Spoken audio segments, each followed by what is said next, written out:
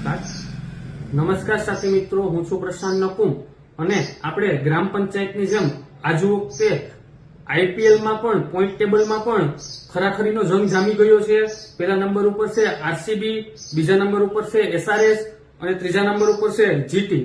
Chennai super Kings છે તો કે 5મા નંબરે છે અને એમઆઈ પલ્ટન કે જેનો દબદબો હતો એ તો આજ વખતે 9મા નંબર ઉપર આવી ગઈ છે.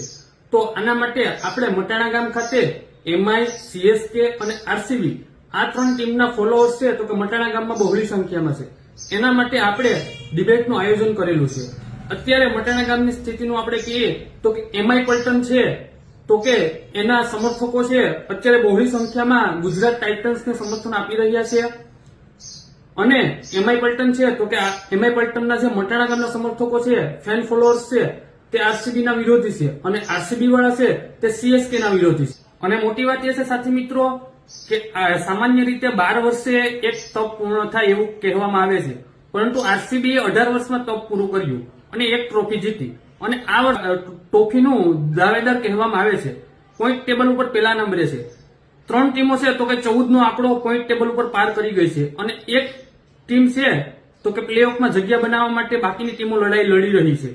તો આવનારા સમયમાં આપણે મટાણા ગામ ખાતે આ 3 ટીમોના ફેન ફોલોઅર્સને પ્રતિનિધિત્વ સ્વરૂપે આમંત્રિત કરીએ છીએ. અને મહત્વની વાત તો એ છે કે મુંબઈ ઇન્ડિયન્સ છે તો કે એમઆઈ પલ્ટન તરીકે પણ ઓળખાય છે અને આજ વખતે પોઈન્ટ ટેબલ ઉપર તળિયાની રેસમાં રમી રહી છે, 9મા સ્થાન ઉપર છે.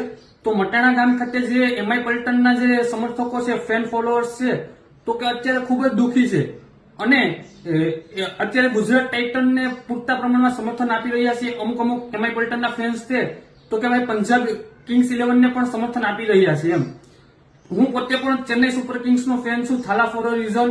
અને જો ચેન્નાઈ છે પ્લેઓફમાં નહીં પહોંચે તો મારું સમર્થન આરસીબી એટલે કે વિરાટ કોહલી 18 ને જશે. તમને શું લાગી રહ્યું છે કે આ વખતે આઈપીએલમાં કોણ જીતશે?